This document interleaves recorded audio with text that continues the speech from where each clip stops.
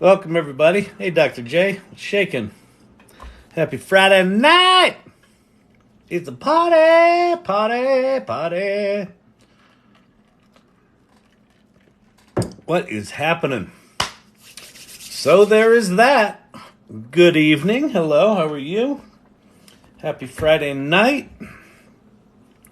Got on a new t-shirt. It's a little binding around the neck.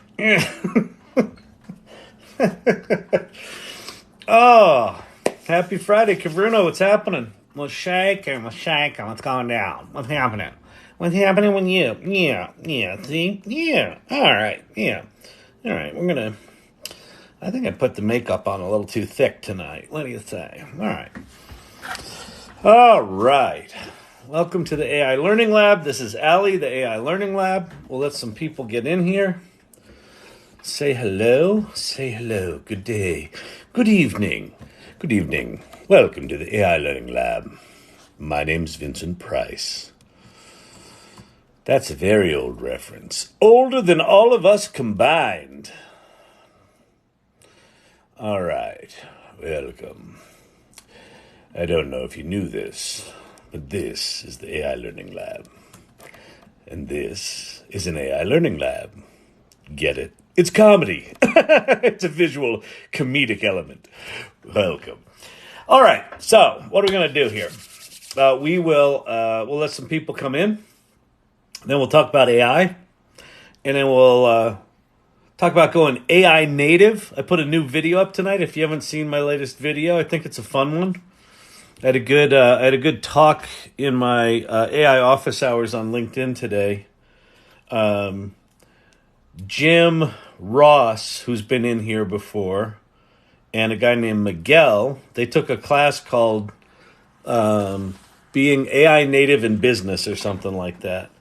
And so we talked about that. And it hit me that I hadn't really considered the idea of what is AI native, what does that mean? Other than, the kids that are born today are going to be AI native, right? The kids that are sort of two and under today are not going to know a world without AI. But what's it mean for us old farts that are just starting out on this journey? And what hit me was, it was actually a combination of what we did last night. So Emilio's wife, hey, Ted Looks at Life, what's happening? Emilio's wife came in last night and she said, I want to see if you can use ChatGPT to help figure out my stupid open enrollment health insurance shit. And I'm like, yeah, we can do that. And I don't know, we spent like 45 minutes just dicking around with ChatGPT. And we ended up getting it to sort of work in Claude, and then Claude ran out of credits, and we didn't quite get there. But it was like a good 45 minutes of the live was spent doing something that if you had just spent the same 45 minutes looking at the piece of paper, you'd have probably gotten to the same result, right? And then when I heard these guys talking about this AI native class, and the basic idea was you basically try to do everything that you do using AI. And I thought, oh, that's kind of interesting. And then, so what hit me, what the video's about, if you go watch it, is, okay, if it's going to take you 45 minutes to read the document traditionally and 45 minutes to dick around with AI and maybe or maybe not get the answer, which one do you choose? I think you choose dicking around with AI for 45 minutes because at a minimum you'll learn something and it'll probably be able to do what you want it to do. And that I'm really excited about. Clear warned, AI, I'm 53. Because of AI Learning Lab and my inclination in multimedia, I'm all in. That's awesome. AI native. Go AI native. I'll be 54 next month. I'll be 59 in May. So, got a few years on you, but awesome. Welcome. So welcome, everybody. This is the AI Learning Lab. That's aiLL, the AI Learning Lab. And what we do here is, as you can imagine, we wax poetic about this generative AI stuff and what it's going to change and what we can choose to have it change for us personally. And that's the thing that I mean, I suppose that's what this channel's always been about, right? Choose to step into it. Choose to, if you're here and you haven't played with ChatGPT, one of the things I do is I leave the address of ChatGPT up in my live for most of the time. Although now that we have cool images, we also put those up there. But the reason I put that there is if you've not played with ChatGPT, go there right now, chat.openai.com, and just start playing with it. Ask it to write you a poem, ask it to write you a song, ask it to write you a marketing plan. Doesn't fucking matter. Anything. A gardening strategy. And just see what it does. And then go to prompts.chat. This is a little, like a Word document that's got a bunch of prompts in it you can copy and paste, but it also has some primers that teach you how these large language models work and how to talk to them and what you can do, what they make possible. And just start on the journey. And if you're lucky, within the first, 10 or 15 minutes or an hour, you'll have what we lovingly call in here your Kevin McAllister moment, right? Your moment from Home Alone where you're like... And that's what you want to get to, because in having that moment, you'll realize, holy crap, ChatGPT it's more than just hype. It's more than just fancy Google. It looks like a fancy Google search bar. It looks like a stupid Google search bar. Doesn't look fancy at all. And yet when you use it, you realize there's some profound depth here. I got a good parlor trick for you. You know, there's the meme going around on TikTok, all these wives asking their men, how often do you think about the Roman Empire? Which, by the way, I don't think about the Roman Empire, but whatever. A lot of men do. Go to ChatGPT and ask it about the Roman Empire. Ask it why men might be so obsessed with the Roman Empire.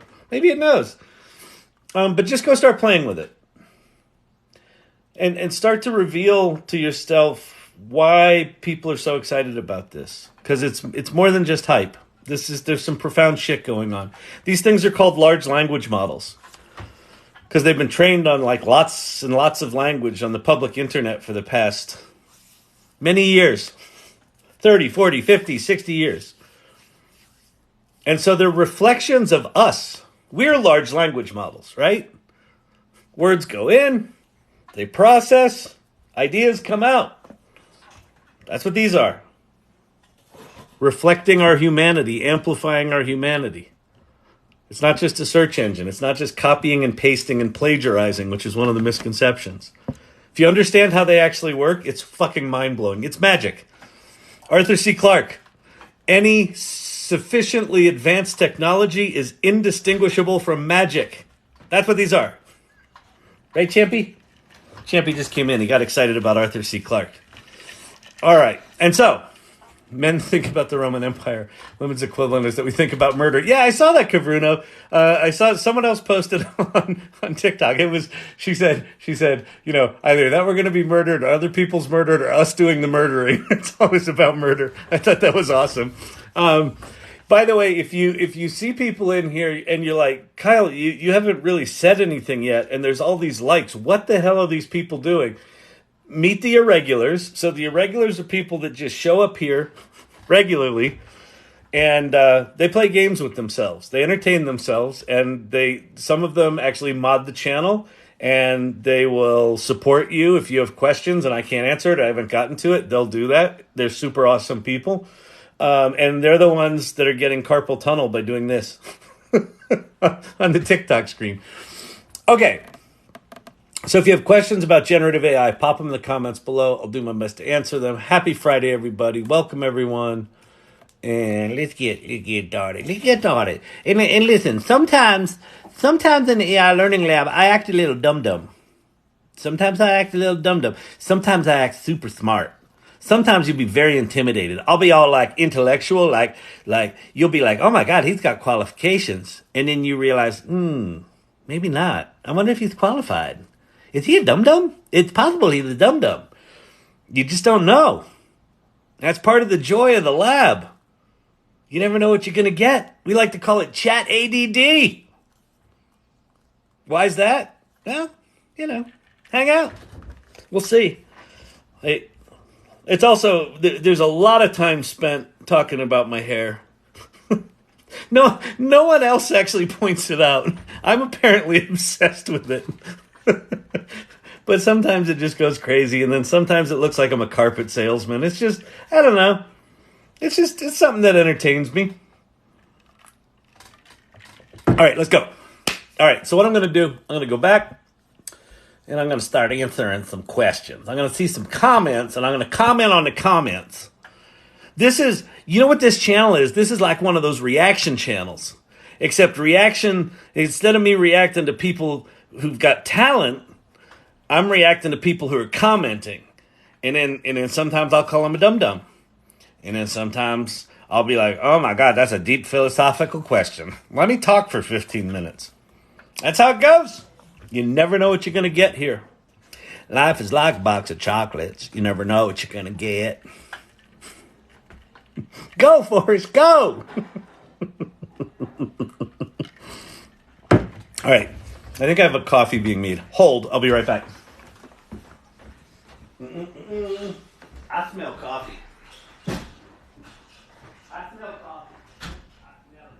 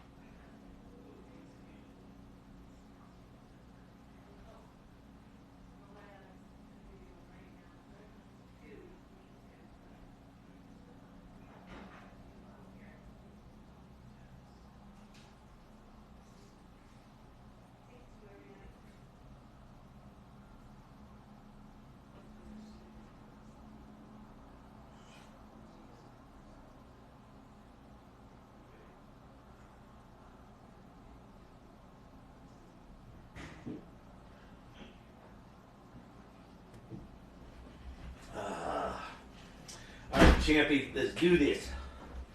Let's do this. All right, I have my coffee. Did we lose everyone? Yep, we lost everyone. 30 people left. This is the good stuff. This is a small, intimate crowd. This is like seeing the Stones in a little corner bar. Well, if the Stones were like a fat old 58-year-old talking about computer shit. It was just like that. Very small audience, very small. Pinch your head. Don't bark. Yeah, don't bark. All right, that is tasty. Freshly brewed. What is the best AI to translate audio files to text? What is the best AI to translate audio files to text? Then I want AI to summarize the conversation and find key points. Okay. There's probably other tools for this. Go to futurepedia.io and look up audio transcription, but you can do it in you can do it a couple of ways. You can download the official OpenAI app, like on the iOS or Android stores. The official ChatGPT app, you sort of turn on the microphone. I don't know if you can upload a file in the app, but you can talk into it, and it does really good transcription.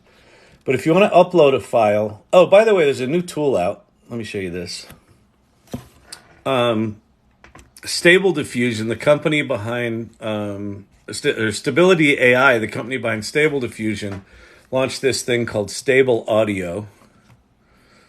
And you just describe music, and then it plays it. So I just put in moody fingerstyle guitar, and it's not bad.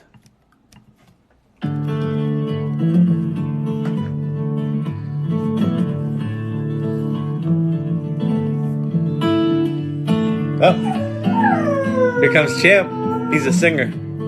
You like that, Champy?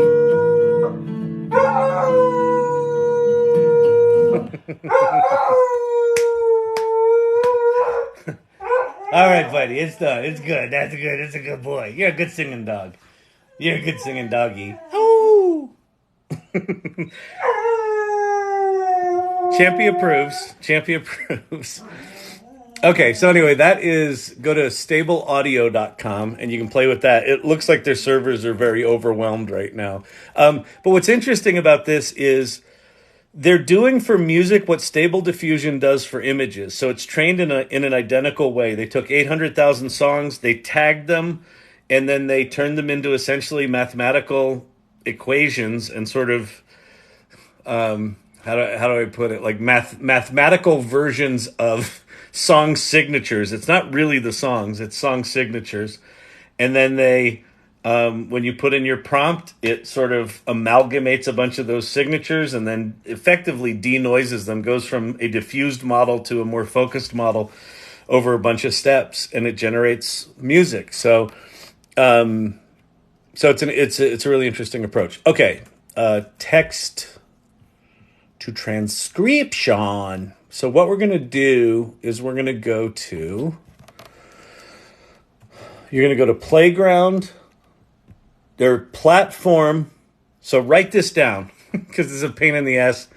There's a pain in the ass URL. Thank you, OpenAI. All right, so you ready? You got your pens? Get your pens. Get your pens. Come on. Listen, most of you in here are of an older affliction, and I know that you need papers and pens and reading glasses. So go get your accoutrement. So you're going to go to platform.openai.com/playground. And then basically this is where developers develop tools sitting on top of GPT 3.5, GPT-4. It's going to default you into chat mode. So in the right-hand side here, let me make this bigger so you can see it. Oops, that was too big. In the right-hand side here, you've got mode, and it's chat. You don't want to be in chat mode. You want to be in complete mode. It says complete legacy, which basically means this is going to go away at some point. But then you have a little window here, and in this window, you could type anything. You could say,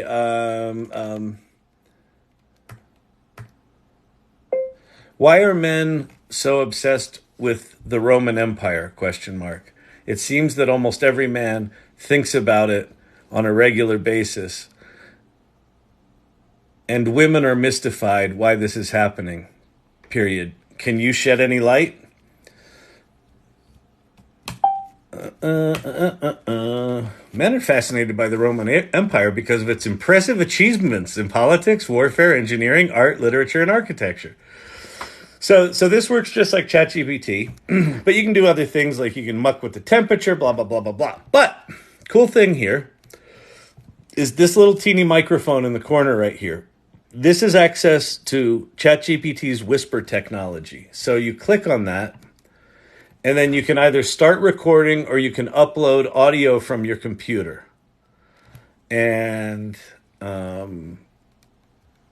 let's see. I wonder if, I'm trying to think if I've got an audio file. MP4?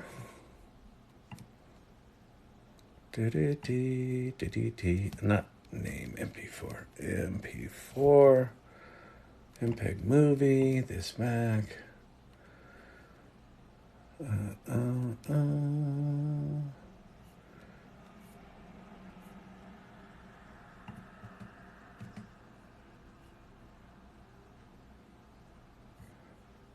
Let me see if I have an MP3 file. MP3 audio. A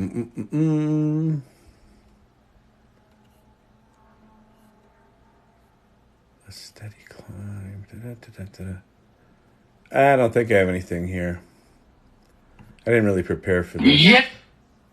Oh, yeah, baby. Yeah, baby. Yeah, baby.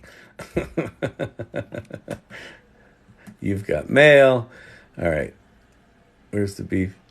Anyway, so basically, just upload an audio file here. It'll turn it into a transcription. And then, depending on the length of the transcription, you may need to break it up into little segments. There's probably other tools that do this, but once you've got a transcription, in fact, I probably do have a transcription in here somewhere. Let me go find a transcription. Transcription. Do-do-do, do-do-do, do-do-do. All right, here's an AI Learning Lab transcription. Wait, why did that open? Oh, there we go. Okay. So I'm just going to grab a good chunk of this. Actually, you know what I'm going to do? Okay. So this is a really long transcription. So this is one of my, 2.5 hour rambling sessions, right? So this is just words from me talking. Now, where I got this transcription was I uploaded my video from TikTok to YouTube, and then YouTube automatically generated this. So another way to get this transcription is via YouTube. But the Whisper API from ChatGPT is actually better. So for what it's worth. Okay, so now we're going to go to ChatGPT, and I'm going to try to paste that transcription into ChatGPT, and I'm going to say, let's see, summarize this, and it's going to do a lot of that. It's going to read it, and then it's going to go, the message you submitted was too long. ChatGPT has a limit of about 3,000 words, and a 2.5 hour transcript is probably more like 15 to 25,000 words. So it doesn't work there. But we have options. We can go to Claude.ai. We can do the exact same thing. I can paste in that whole thing. So I'm just in the chat window. I paste in, and notice what it did was if what you paste in is larger than a certain amount, it basically attaches it as a text file. And so now I can say, please summarize this and tell me what is going on with it. And so it'll think for a little bit here.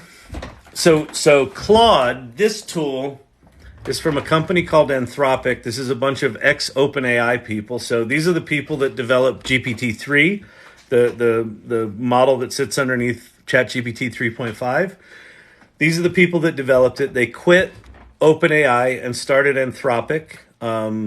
They're more concerned about safety than creating models. But what they realized was they had to create models in order to do the safety stuff they wanted to do. So the transcript is a long video of Kyle Shannon's AI Learning Lab on TikTok. The main points are Kyle talks enthusiastically about AI, especially ChatGPT, and how it's changing everything. He believes AI will have a profound impact. This is kind of embarrassing, but good. He encourages people to try out ChatGPT. He gives advice on how to get started. He discusses potential applications in AI. Then there's a discussion around jobs. Kyle talks about the pace of change, ethics, risks, regulation, all of it. Let's see. Does Kyle ever swear? Let's see what it says.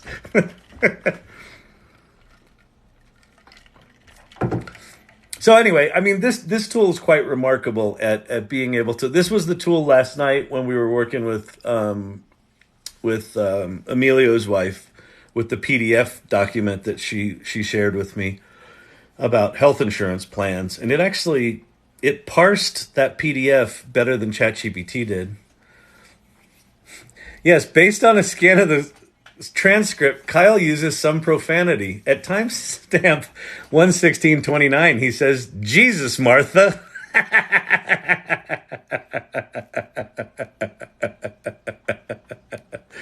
Oh, man. My fear is they've got their heads up their asses. All right. When discussing insurance companies, he says, "But you suck." Now, to be fair, when we're referring to insurance companies, "but you suck" is a technical term. That's not offensive language. That's just fact. So anyway, that's how you do that. All right? I hope it helps. Did it help? Did it help? I hope it helps. I'm here to help. I'm just here to help people. if I didn't help, then that would be so bad. It would be so embarrassing if I didn't help. But if I didn't help, we'll blame Allie. Allie did it. Hair growth gate. What's happening? What's shaking, lady? Hope you're well. All right. I'm 49 messages behind. Thank you. If anyone's modding, just feel free to pop up a comment now that I'm out of the transcription hole. Thank you, Steve-O. I had it make a plan for fall plantings that will bloom after June. Oh, that's super cool, actually. That will bloom after June. So fall plantings that will bloom after June. So I assume that's bulbs. I don't know much about gardening, but I assume you're not putting in delicate little flowers as we go into the cold season. June Mary, I want to create an evaluation methodology for international education records. Whew. That's heavy. It's totally, you can do it. Playground AI is giving us graphics like never before. How? How? How? Hair growth geek. How are you getting images from it? Are you having it generate prompts or using DALL-E here?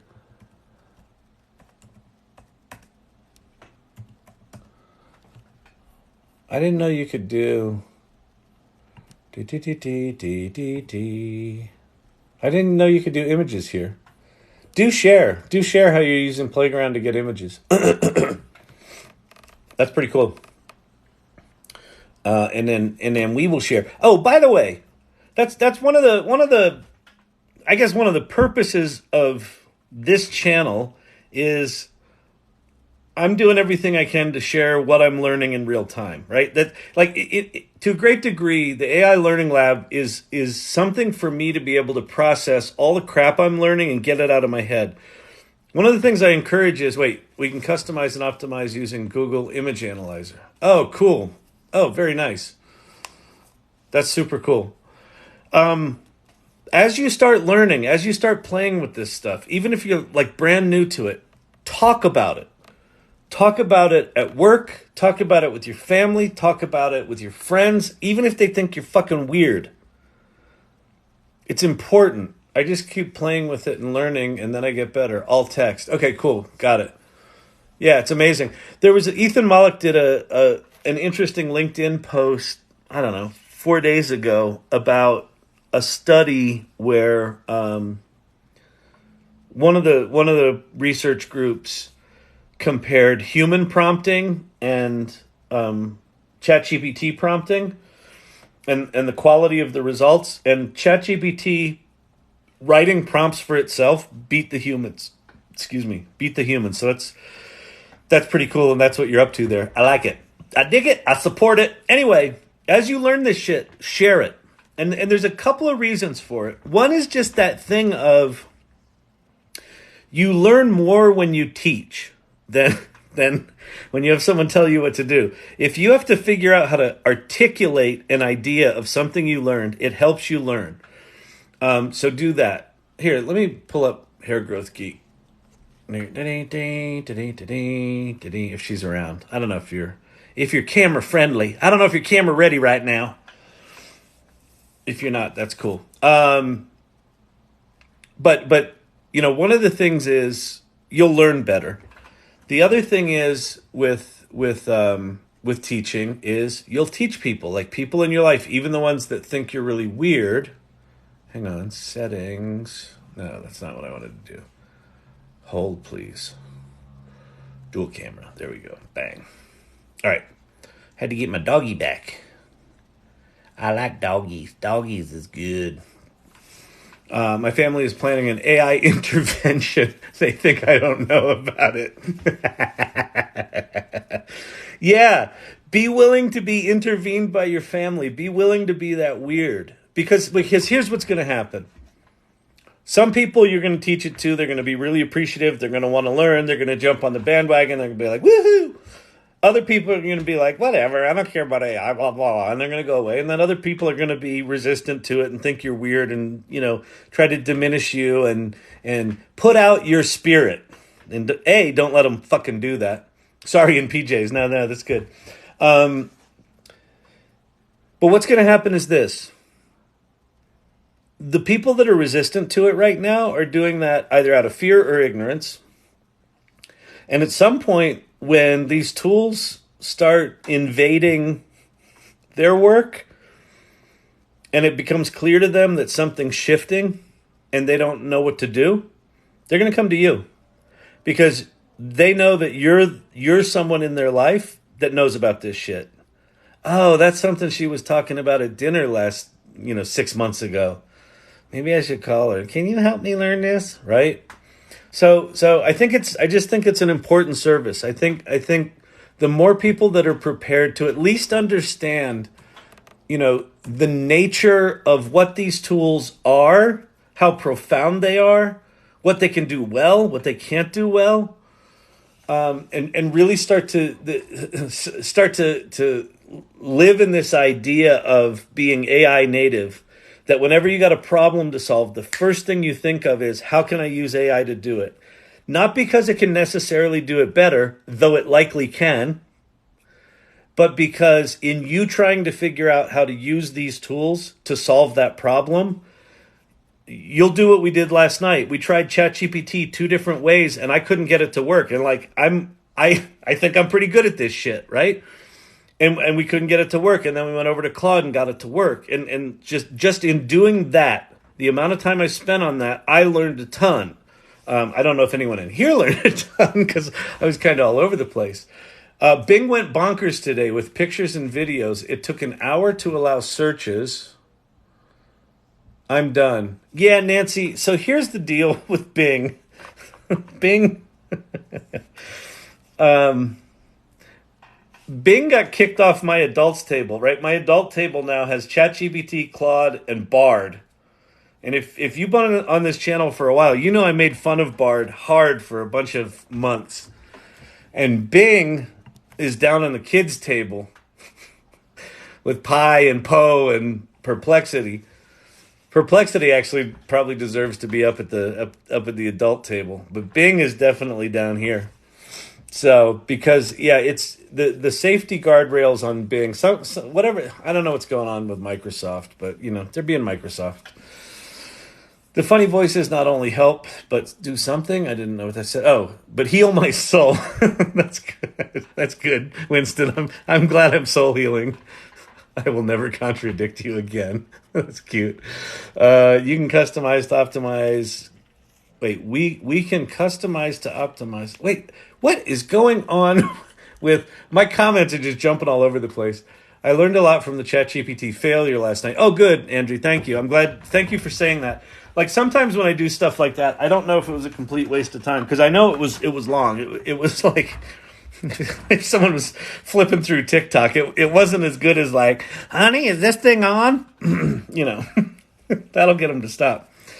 All right. So thank you for that. Let's see. I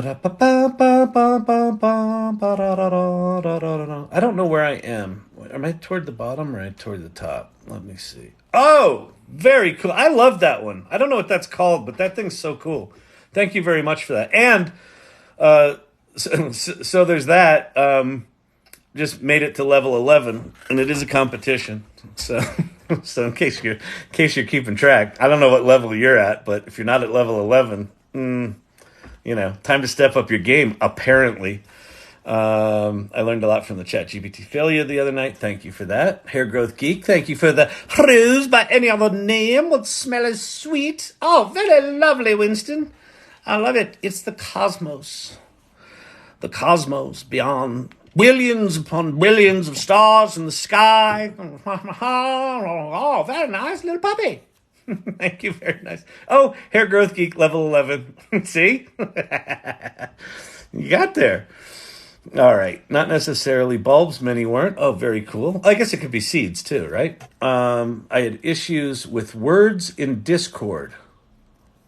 I don't know what that means, but if you tell me a little bit more about that, I'll do what I can to do something with it. AI intervention. Listen, we need to talk. Oh, all my friends are here. Yeah. Kyle, sit down. Thank you, digital gods. I appreciate that. Kyle, life's tough. It's tougher when you're stupid.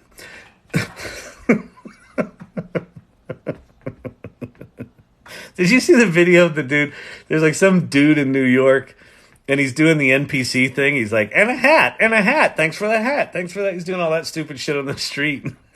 And some guy's standing behind him, like in the camera view. And he turns around, just loses his shit on this guy. He goes, I'm trying to feed my family. It's pretty funny. Oh, good Lord. Shocking how few people are curious. Yes, one shy girl. I totally agree. I talk about it daily, and 1 out of 10 actually ask questions. Exactly. So, and this is the thing. I know right now, like sometimes it feels like you're shouting at the ocean, right? Sometimes this channel feels like that, although it doesn't, because I mean the comments are like you guys are clearly engaged, other than the trolls, but they're fun to pick on. That just means we're early. It just means we're early, right? This ChatGPT is 9 months old. November 30th, 2022 is when that thing came out. And so it's only been 9 months. And if you've been in the tech scene for a while, you'd be like, but Kyle, machine learning's been around for many years. I won't even argue decades.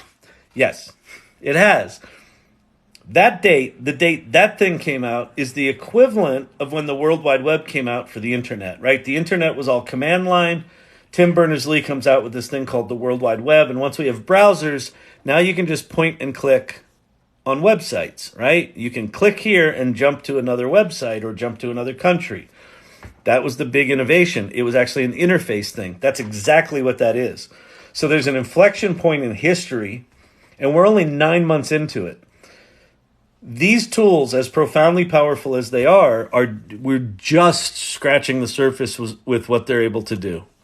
They're the worst they're ever going to be, but they're brand new. So what I would say to you is just keep talking, keep putting it out there, and people will opt in to your social circle, one shy girl, who are into it, and that's cool. And then 6 months from now, someone will come knocking on your door. Could you teach me? I know I made fun of you before. I know we had that fake intervention. I was just being a jerk. I was scared. Could you help me? And then, and then if they were too much of a jerk, you can choose whether you help them or not. Like, well, you were douchey McDouchington, so I'm going to go on ahead and choose to let you suffer. Or you can be empathetic and say, okay, it was fear. I'll help them. It's funny when my in my company Storyvine, our VP of account, she's brilliant. She's awesome. She's sometimes in here. Whenever she'll sometimes come to me and says, "Hey, this is going on with a client, and they want a favor, right? The client wants a favor." And my first question to her is, "Are they assholes?" Because it plays a part. If you're an asshole, you don't get the warm and fuzzies as much as if you're not an asshole. So it's just, life is actually not that hard if you just follow this one rule. Don't be a douche. It's actually simple. It's actually simple. Everyone's going through shit. Just don't be a douche. Just try to have some empathy. Just try to do it. No? All right. Or just be a douche. All right. Winston, Friday night gift night. Hello, Emilio's wife. Good to see you. Did you see, Emilio's, did you see the video that I posted? I acknowledged what we did for you last night and a conversation I had today for the idea in that video. So you got a shout out in a video on AI Learning Lab channel. It's very cool. Is there a recommended text on GPT-3? I don't know what that means. Ask that again. I don't quite know what you mean there. But ask it again. I did not. Woo, yeah, go check it out. You got a little shout out. I don't know if I actually shouted out your name. I think I did. I don't know. I might not have. But I said we were talking about your the health insurance plans. I think I said Emilio's wife though. What's up, Talk? Hey, Kyle. Hello, hello. To-do list, shout at the ocean. Exactly. aiML came out in 95. Yep. Yeah, and you know, like this stuff's been around for a while. And similar to the internet had been around for decades before the World Wide Web came out. These tools, generative AI, all this stuff is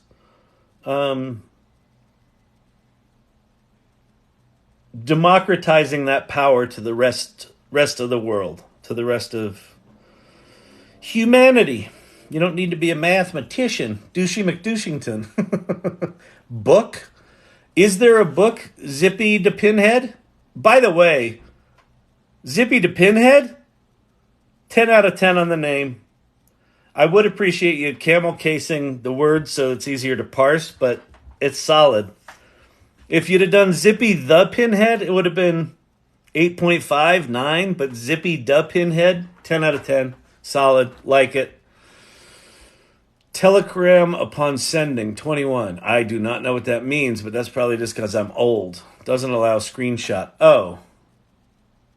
Telegram upon sending. If you're trying to screenshot on a Samsung 21, 2, or 3, it doesn't allow it because TikTok decided to say, screw you to screenshotting. I don't know why. I don't care. Listen, I have stopped trying to figure out TikTok. It's true people are starting to ask questions. I have help with you helped with a business plan today. Obi-Wan. Oh, okay, by the way, Obi-Wan. So it's not Obi-Wan, it's Obi-Wan. Juan, 10 out of 10 on the name.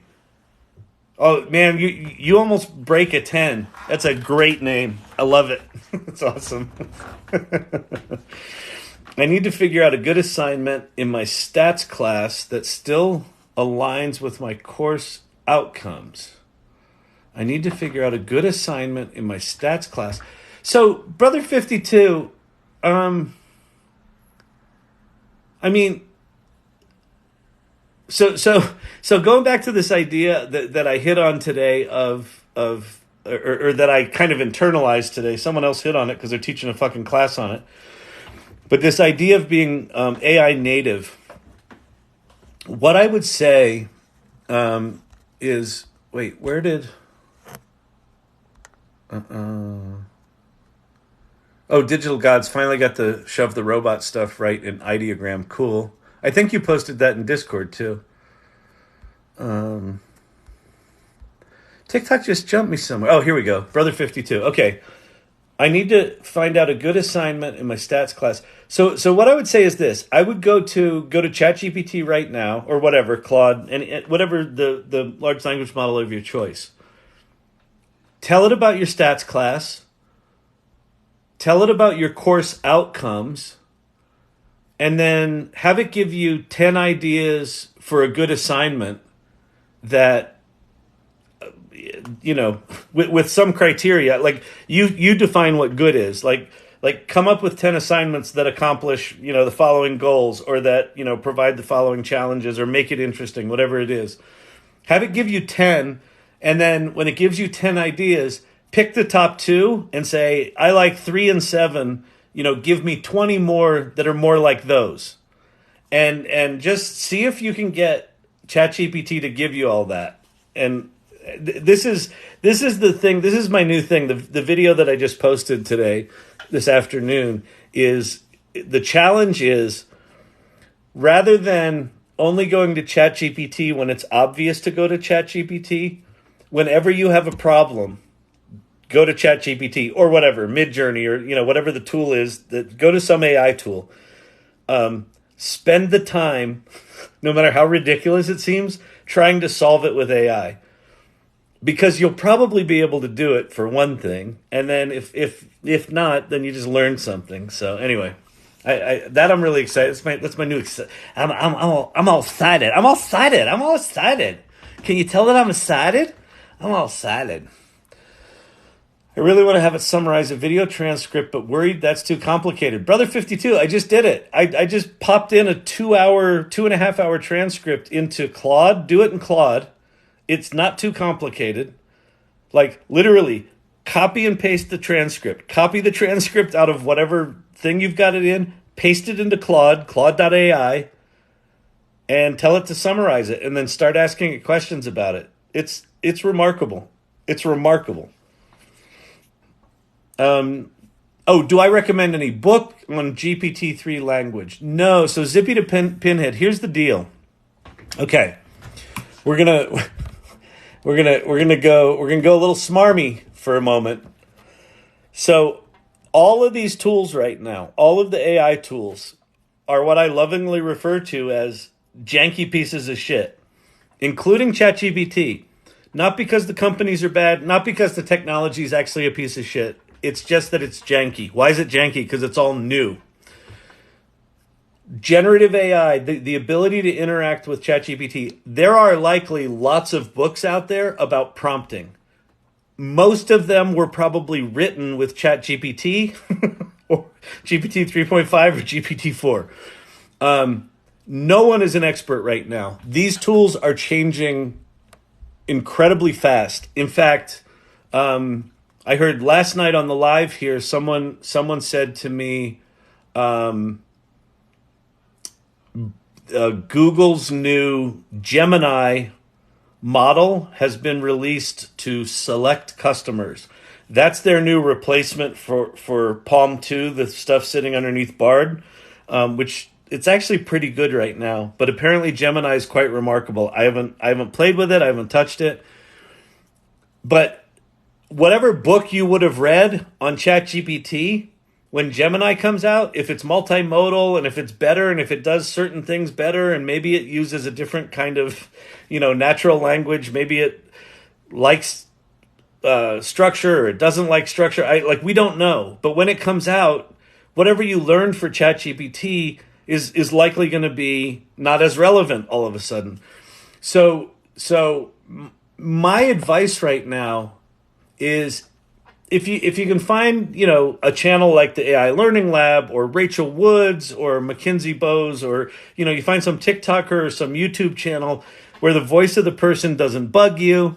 I don't know why I would bug you. Why don't you listen to my channel? It's not fair. You got someone like that, you can't listen to them, or maybe you love that. Find someone you like, and you can start doing it that way. The thing about watching, TikTok or YouTube channels where they're constantly putting out new content is unlike a class or a book where you sort of have to, put a stamp in time. They're going to be updating things. The thing that I think is the better approach, though, is get curious yourself.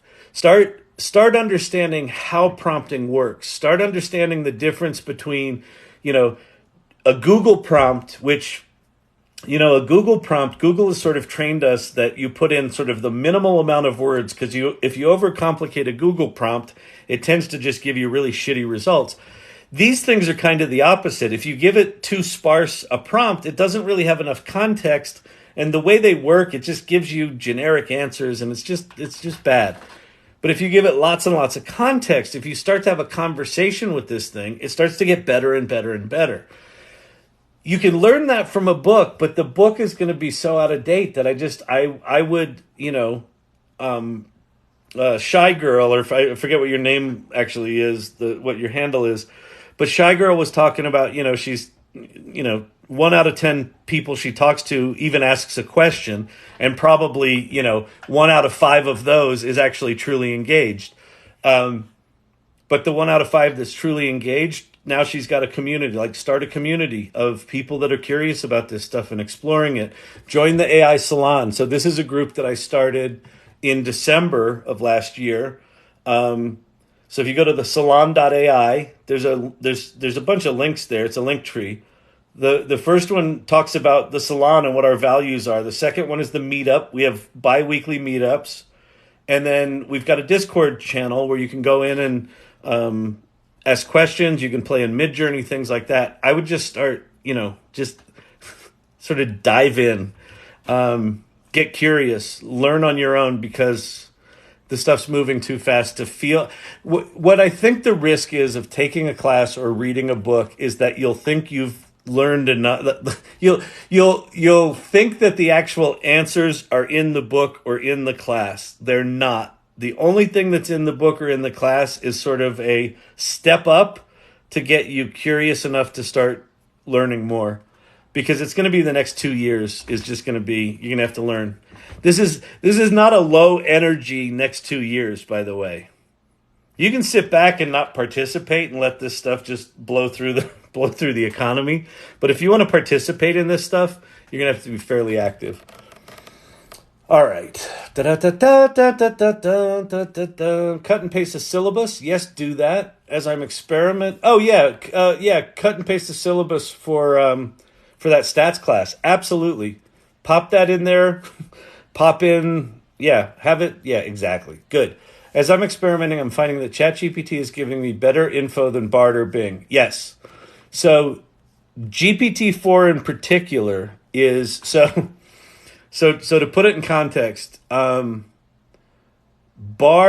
and GPT 3.5 are based on 175 billion parameter models. It doesn't really matter what that means, but GPT-4 is actually based on 8 different 200 billion parameter models. So it's however much that is, 1.6 trillion parameters.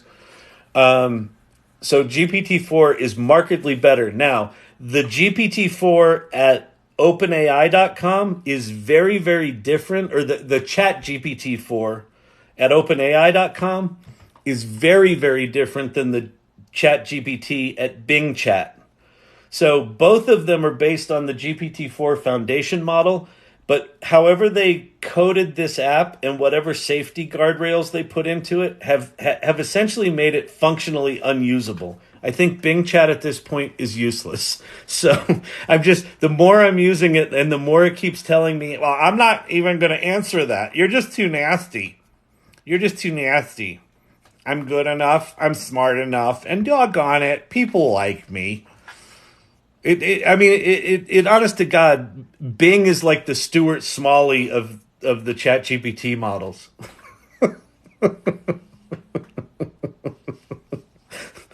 Oh, well, you don't need to be so offensive. Well, So, yeah. Yeah, and you know, what you're hitting on, and it also is different projects, like different things you try to get it to do, like you'll get ChatGPT, you'll think you'll have it totally dialed in, and then you'll have some new kind of project, and you're like, oh, great, I'm going to use ChatGPT, and then it'll just fail miserably. Why? I don't know. So go try Claude, or go try Bard, or go try whatever. So anyway, so yes, I do not. Couldn't custom instructions be used for the stats class question? It could, Firefly. Although custom instructions, the idea with custom instructions is to sort of set your ChatGPT up to be an ongoing thing. If you wanted to, if you wanted to use ChatGPT as kind of a stats teaching assistant, actually, that's kind of cool. Let's go do that. Let's go play with this. Okay. That's a really good idea. It's a good idea, Firefly. That Firefly, very clever. She's very clever. Very clever. All right. ChatGTP. Anyone else have a pet peeve when people say ChatGTP? Come on. It's right there. I know the letters rhyme, but you're reading it. The P's before the T. All right. He seems a little bitter. I don't know why. Why is he so testy about people making mistakes? Sometimes people say ChatGPT. They didn't mean it. Yeah. Okay, listen, people. Okay, so one of the things that you may or may not know for both GPT 3.5 and GPT-4, for all of them, you have a thing called custom instructions. And with custom instructions, you can tell ChatGPT to act like something. So this is my joke, custom instructions, but we're going to replace this. But I'll show you how they work. So My joke custom instructions are: you're an overbearing, pompous ass who uses large words that even you don't understand as a way to intimidate those that you talk to. And then, how would you like ChatGPT to respond? Whenever anyone asks you anything, I want you to use an obscure literary reference to belittle their idea and then redirect the conversation to talk about yourself. It sounds like a nice guy, right? And so now we can go in here and we can say, I'd like advice for my stats class.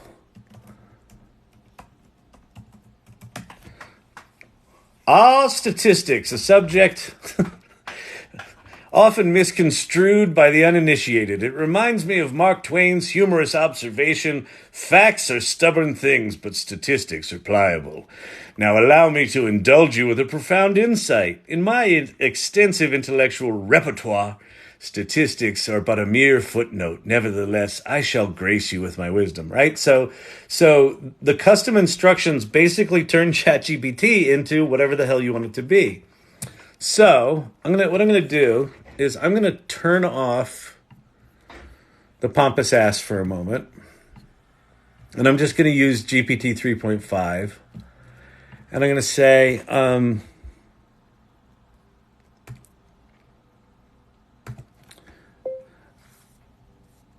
I want you to describe a very helpful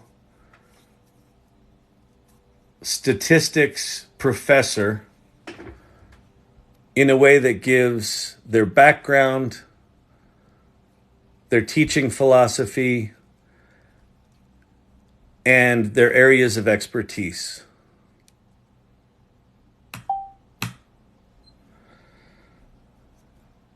All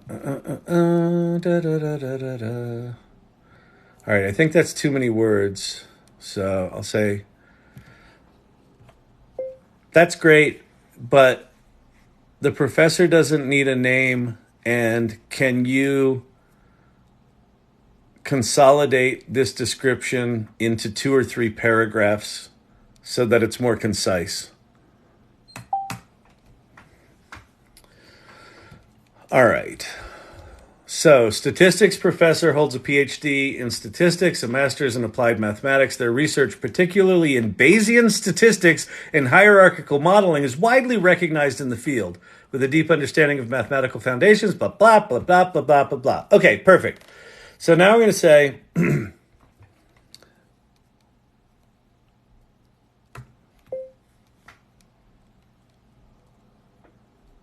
now I'd like this professor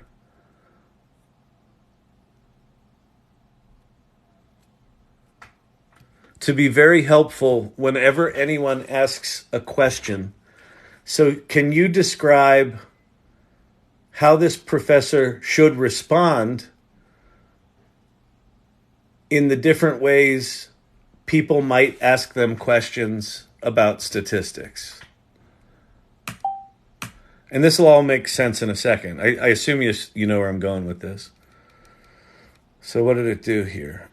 Certainly, here's when students seek clarity on statistical concepts. Okay, responds with patience and clarity when they apply. Okay, so this might be too. If they're too long, we'll have to concise it down again.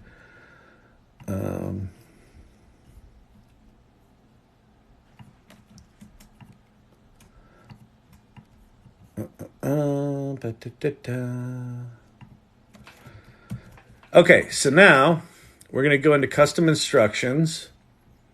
I'm going to turn it on, and I'm going to replace "you're an overbearing, pompous ass" with the statistics thing. And then I'm going to save it. And then I'm going to go grab the how to respond stuff.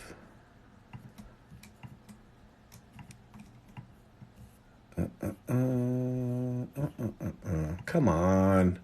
Come on, copy paste. Don't be a dum-dum. There we go. Da, da, da, da, da, da, da.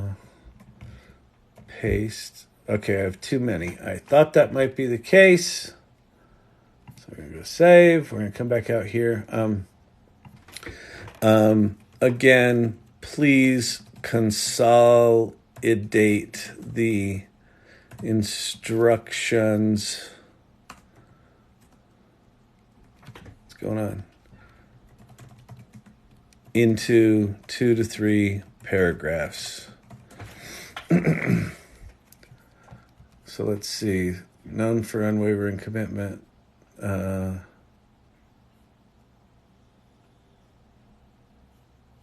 Okay.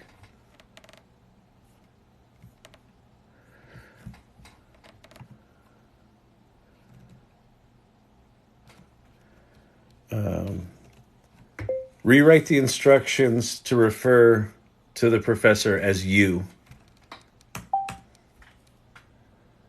You are a renowned... Okay.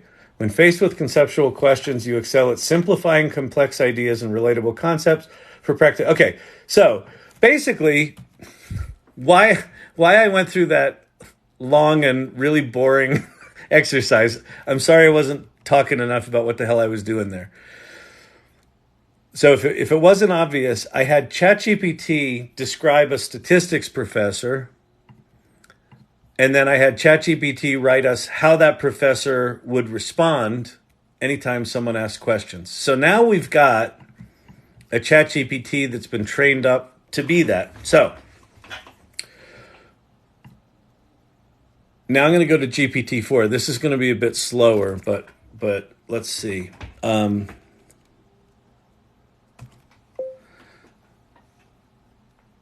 My name's Kyle, and while I'm curious about statistics, I have a degree in acting, so you can make some assumptions about my mathematical skills and competency, period. I'd like to understand where I should even begin understanding statistics for a second-year graduate program. Now let's see how it does. Hey, Kyle, great to hear you're curious. Here's where to start. Basic terminology, conceptual understanding, simple visualization, practical steps, online courses, inclusivity and open dialogue. By starting with these foundational aspects. Okay, so let's say, great. Can you teach me some of the terminology by creating a back and forth game where you ask me questions and I answer, period. Don't move on to the next question until I've successfully answered the previous. Absolutely, Kyle. Let's make this fun and interactive. Question 1. What do you think the term mean refers to? Well, like in the movie Mean Girls, mean is how they act to other people. As in, they're mean girls.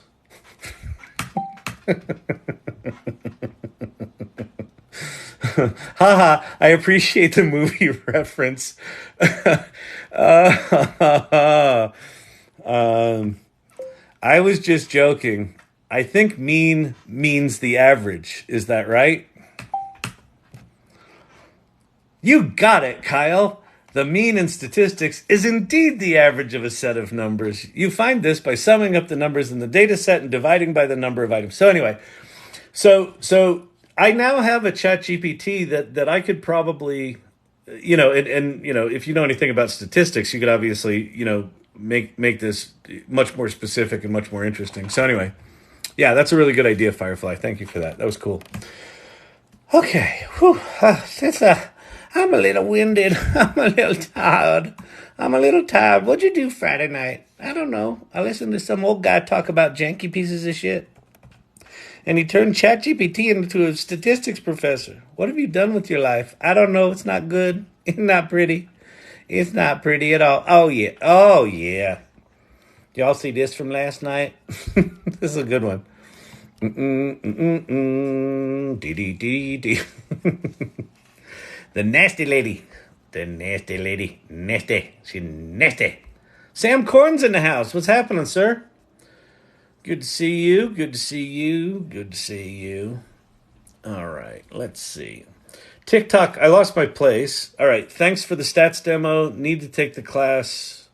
Need to take the class undergrad degree. Yeah, I know. If I wanted to learn anything, I mean, my problem about statistics is I got no interest in it. Although with all this AI shit, I probably should, because it's pretty good at that stuff. I should probably get actually that might not be a bad idea. This idea that you can basically take any subject and get up to speed on it instantly, and then get decently competent with it in a very short amount of time. There's something, I don't know, something pretty amazing about that. All right, I find that Bard and Bing give me summaries of the sites they search. Yep. Oh yeah, that's interesting. I DM'd you. I'm an irregular and still not a mod. What's up, Talk? Let me go do that now. Where do I do it? Settings, mods, plus what's? Because I know I followed you. What? Why is it not finding you? Huh. Well. Isn't that special? Well. It appears we've got a little problem with Satan, doesn't it? Ain't that terrific? What's up, Talk? Ed, okay. Confirm. You are now a mod. Thank you. All right. I don't know why I couldn't search for the word what in What's Up, Talk, but, what are you going to do? Agree not to be on the bleeding edge after 40 years and retired. Yep.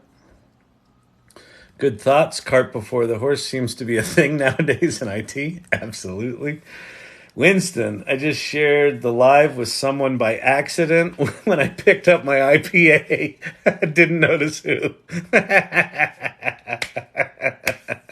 That's awesome. They'll be like, why did you send me this old guy like rambling on about Winston? Are you okay? Winston needs an intervention. I think maybe that should be all of our goals is to have, our friends and loved ones give us interventions. Kyle, we need to talk about the AI, okay? Listen, it's getting serious. Listen, I'll speak on behalf of all of us. Know that we all love you. Listen, Kyle, you're amazing. We've known you for years, as you know. I'm getting choked up. Oh my. Anyway, about this AI stuff. Listen, we know you're passionate. The TikTok channel. It's cute that you think you're youthful. Yeah, exactly. We should all have one of those interventions in our life. I like it. All right. And major gift giving, major gift fundraising. That's a lot of words in that name, and it's still, I appreciate it. It says what you do, and I don't think you should change it. But for this tongue, it's not so good.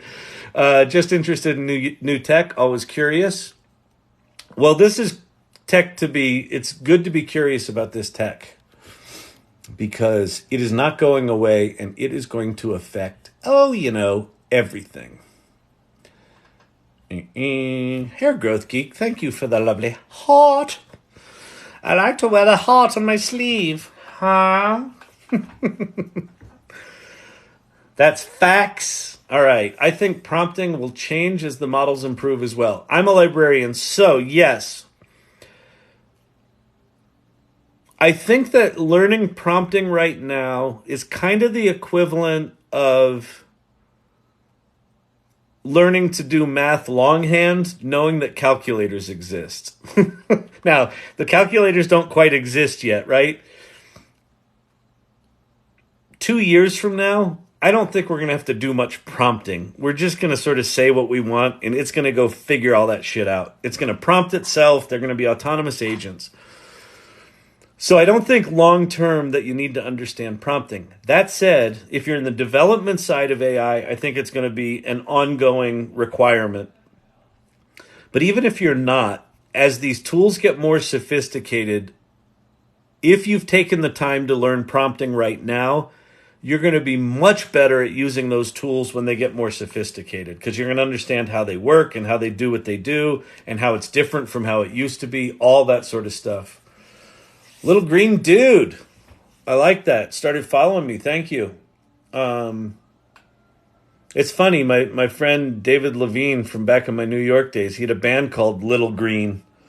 And he always said dude. So Little Green Dude, you've got Yoda there, but it reminds me of David Levine and his band Little Green. Little Green, Little Green, Little Green, Little Green. So yeah, I agree with you. I'm a librarian. I think prompting is going to evolve pretty dramatically over the next 2 years. Watching Kyle here will improve prompting 100%. Yep, I hear him in my head as I type my prompts. I'm so sorry, Ted. But good, I think. I think that's a good thing. Volunteered on Alice back in the day. Oh, wow. Very, very cool. That's super cool. Yeah, it's really cool. I mean,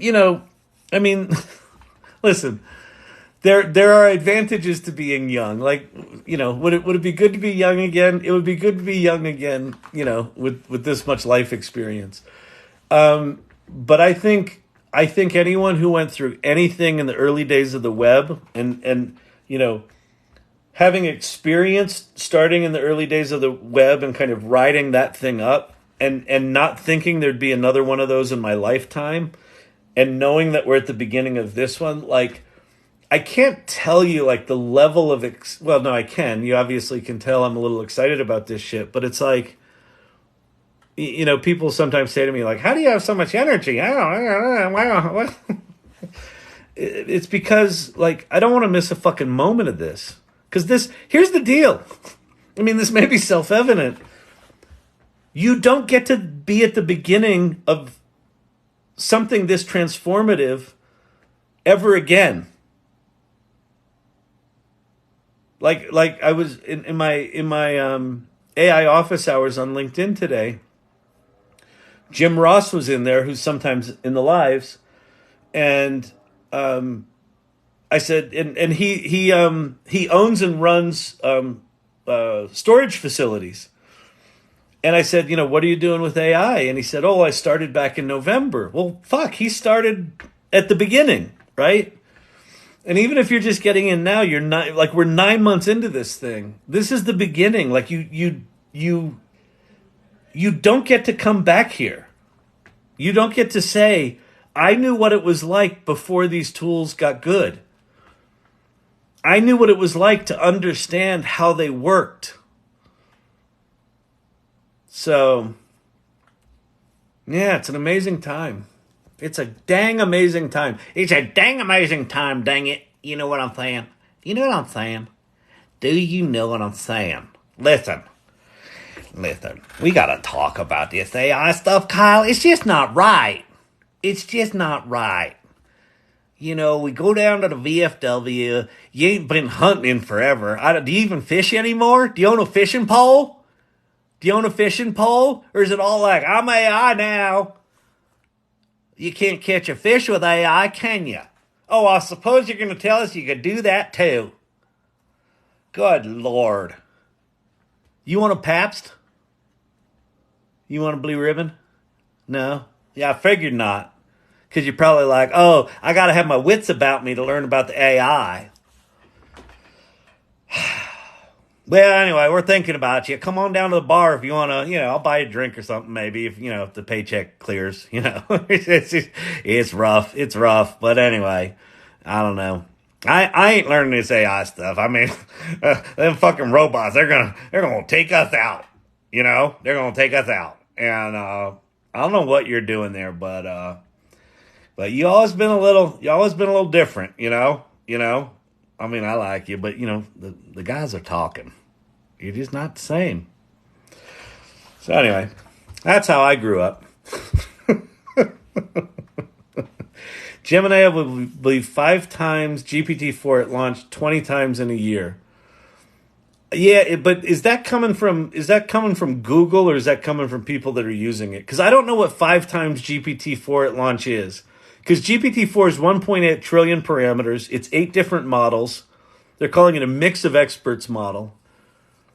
Like, is it multimodal? Like, I don't know enough about Gemini. I want to know about Gemini. Tell me about Gemini. Anybody know about Gemini? Pate, are you in here? Pate's been in here. Pate's doing some stuff at Google. He's got one of them there. What do they call them? PhDs. I called him a mathematician. He's like, I'm not a mathematician. I'm like, you have a PhD and you work at Google. I'm thinking you might be a little better at math than me. But anyway, I'm sure Pate can't talk about it. Eventually, they may have to standardize prompts or part of prompts to get results, i.e. GPT Boolean. You know what's interesting? I'm a librarian, is that I've heard a number of people now. Rachel Woods talks about this in her channel, where adding structure into prompts, like if you say, hey, based on this article, and then you paste in an article, if you put like a text, like an HTML bracket that says text at the top and then a closed bracket at the bottom, like an HTML close tag, apparently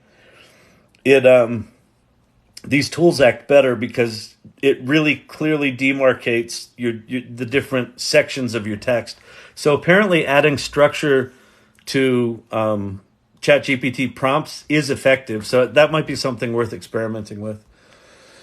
Guilty King 48. No way, I was just about to use it. I don't know what it is, but that's super cool. Glad to hear it's not just me with Bing. It says, here's a website. I know. Bing is just... Bing is a janky piece of shit. They got to get their stuff together.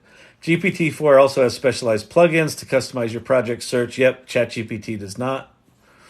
Yep. Well, ChatGPT 4 does, but yeah. Fun, yes. Guilty King. If you want to upload your own image as a base to start with, which is a good one to use? Oh. You can do it in Midjourney. It's a little weird. You can do it in Leonardo. You can use a base image in Leonardo. So Leonardo is just a website sitting on top of Stable Diffusion. And you can upload a source image and basically do image-to-image prompting. You can use Photoshop's generative fill. So depending on what you want to do with your base image, like if you've got a person in your image wearing a red coat and you want to change it to a yellow coat, you can just go into Photoshop, highlight the red coat, and type in yellow coat, and it will replace it. Which one's the best? It depends on what you want to do. I would say the one where you can get the most... Are they predictable results? The one where you've got the most control is Photoshop's generative fill.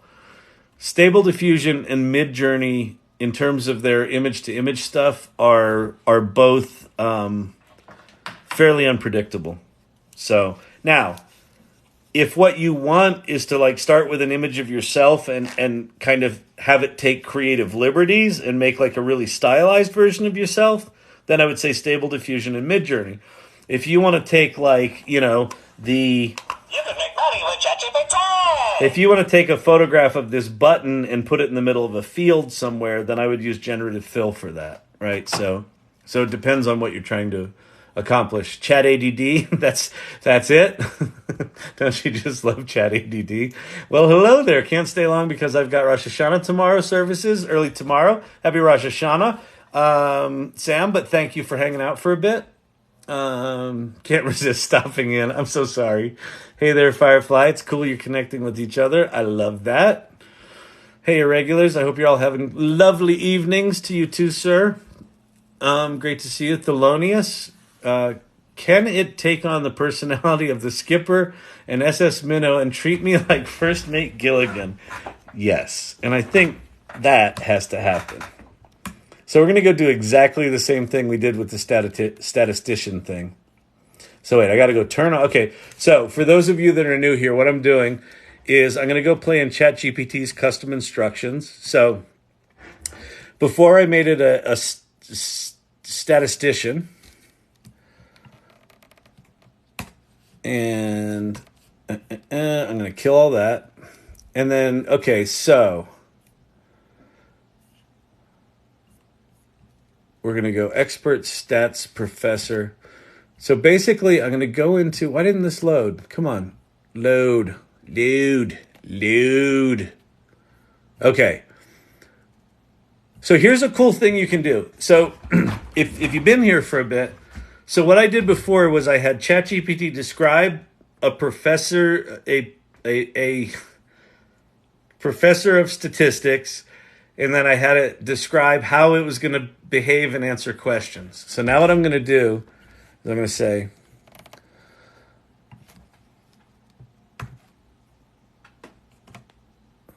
okay, now I want you to rewrite the description of the professor, but instead of being a professor, you're going to be the skipper from Gilligan's Island, period. And I want you to rewrite the description of how the skipper will respond.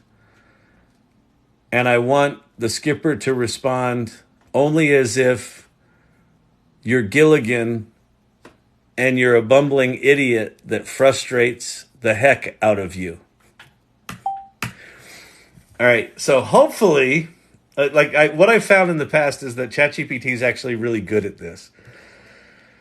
All right, so certainly, here's the rewritten description of the skipper as the character. The skipper, known for his bumbling yet endearing personality, that's not really his thing, that's Gilligan's thing. Oh, often finds himself exasperated when dealing with Gilligan's mishaps. When faced with questions or challenges, his responses are typically marked with a mix of frustration and resigned amusement. For example, when Gilligan asks about constructing a rescue signal, the skipper might reply, "Gilligan, it's as simple as tying two sticks together, but please don't mess this up." When Gilligan inquires about, okay, that's not quite right. So, okay, for the skipper's description, I want you to start with, "You are the skipper from Gilligan's Island," and then describe the skipper's personality, period. For the description of how the skipper will respond, I want you to use the term, "You will respond as Gilligan asks questions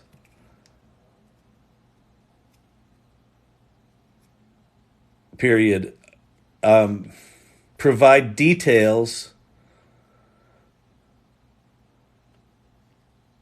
of the kinds of things Gilligan might ask and the kinds of responses the skipper might provide. Let's see if those are a little better. And again, the big lesson I've learned with ChatGPT is it's less about prompting and it's more like you're working with an intern. It's more like you're talking with like a really thick-headed intern that's like, well, you write fast and you know everything, but you're kind of dumb.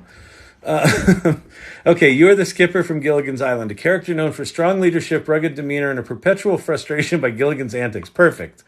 Your personality is that of a seasoned sailor, often exasperated by Gilligan's well-intentioned, but You care deeply for the well-being of the castaways on the island and do your best to keep them safe and organized despite the chaos caused by your first mate, Gilligan. That's perfect.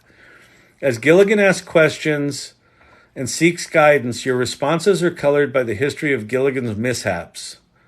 Perfect. For example, if Gilligan inquires about building a boat to escape, okay. When Gilligan seeks your advice, your response is, okay, this is perfect. So I'm going to grab the description of the skipper, and that's going to go in our first thing here. I'm going to save it, and then I'm going to grab as Gilligan asks questions. We're going to say this is how you're going to respond. And we're going to save that. And so now we have ChatGPT is the skipper and we're Gilligan. Hey, skipper, how's it going today? Anything I can do? Oh, Gilligan, you always mean well, but you're asking if there's anything you can do. Just reminds me of all those times. Okay, it's a little bit on the nose. But you know what? Wait, am I in GPT 3.5? I am. Okay, so we're going to go to GPT 4. GPT 4. So this is one of the subtleties that you'll find between 3.5 and 4 is that GPT 3.5 writes structurally well, but shitty. And GPT-4 just tends to be a better writer. Okay, so, hey Skipper, how's it going? I'm ready to solve any problem you want me to solve. That was a horrible question. Gilligan, good to see your enthusiasm, but let's not forget the time you tried to solve our food storage problem by burying the canned goods. You ended up creating a treasure map for the coconuts. But all right, we have something that needs fixing. The radio's acting up again. Can you take a look without electrocuting yourself this time? That's funny. But I just put the radio in a bucket of water. Gilligan, bucket of water? Why on earth would you do that? All right. So it's not quite as funny as I wanted it to be, but I suppose the writing on Gilligan's Island wasn't all that great either. But anyway, that's a good example of just, dicking around with these tools. All right. Hey,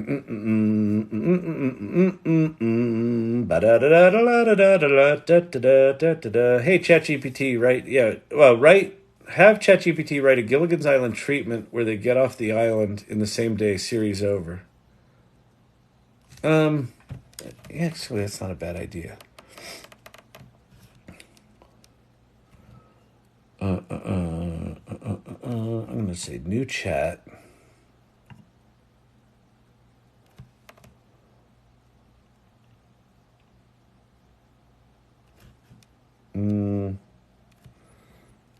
I don't think I can do it as the skipper.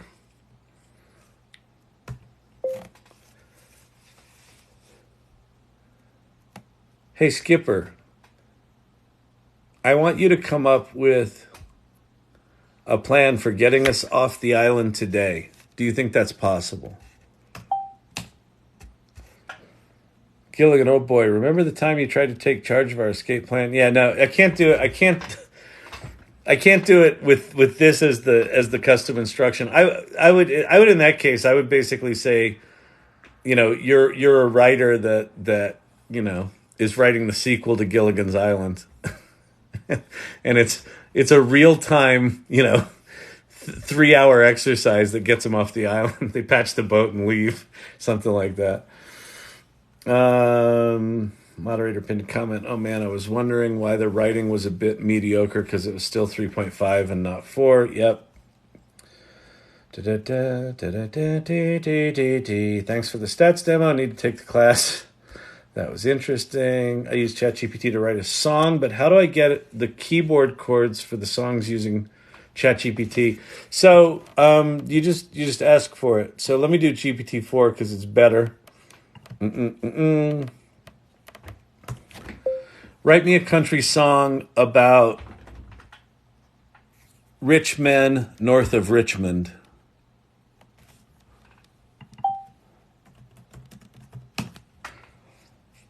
Verse 1. Da-da-da-da-da. We went down on the coast where the water's fine, but up north of Richmond, they're drinking expensive wine. I was singing it like he does. Rich man north of Richmond, got your gold and your bling, but you don't understand. Ain't money ain't everything. You can't buy a mansion. You can't buy a friend. Rich man and north of Richmond. One day you'll see in the end. All right, so there it wrote the verse and the choruses. So now I can say, I'd like you to add choruses to this and have it be more sophisticated than a 3-chord country song, starting in the key of G and using major sevenths and minor chords as appropriate to keep it interesting. And so now it should rewrite, yeah. So it's rewriting it in tab, right? So this is G major 7th, C major 7th, D 7th, and G major 7th. And so it's actually sort of burying the chords within the signals, right? So this is basic, tab structure, or chord structure. And it understands basic music theory. My experience with this is that the more you know about music theory and can look at what it creates and go, no, that's bad, or that's cliche, or that's not following music theory. Like actually, an interesting way to do this would be, let's see. Pretend like you're a music theory teacher and explain to me the difference between a basic country song and a sophisticated country song. Music theory. Oh, wait. Do I still have on? Oh, yeah. Hang on. I still have on the skipper here. Let me stop generating.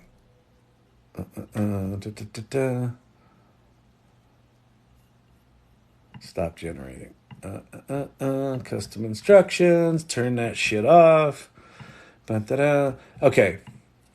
So let's say I want you to act as a music theory professor from the Berklee School of Music, period. I'd like you to quickly educate me in basic music theory for country songs, period. And I want you to describe two different structures of a basic country song compared to two different structures of sophisticated country songs, and explain how the chords make a difference. I don't know, something like that. Let's see what it does. Welcome to Country Music 101, major and minor chords, common chord progressions. The 2-5-1 is a more jazzy progression, but can still be found. Verse, chorus, bridge. Verse, bridge. So it's given us, not only chord structure, but song structure. Extended chords like 7th and 9th, or even suspended chords, add color.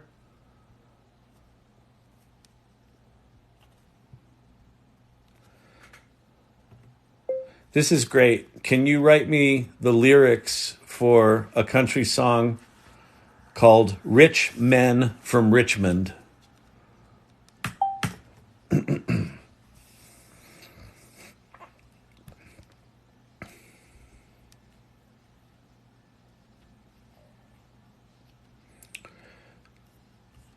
On the banks of the James, of the river bends, grew up with the stories, the myth, the legends. Boys in blue jeans, dreaming of gold, hoping they'd be the tales that are told. Rich men from Richmond, with dreams so tall, they've got their mansions, but they've seen their falls. All right, still writing. GPT-4 is slower but better. Okay, so there's that.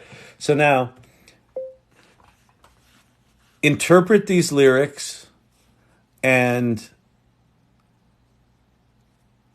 add in chords using the more sophisticated country approach that you describe above in a way that brings these lyrics to life.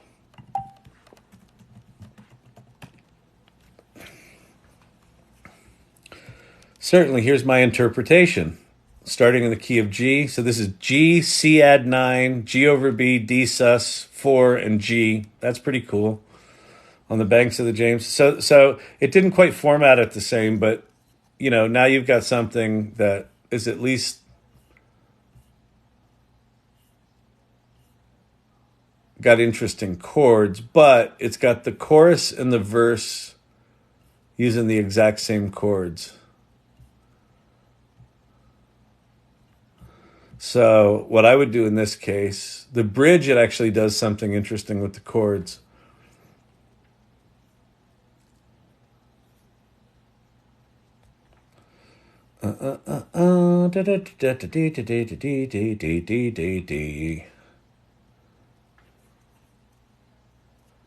Outro, nice.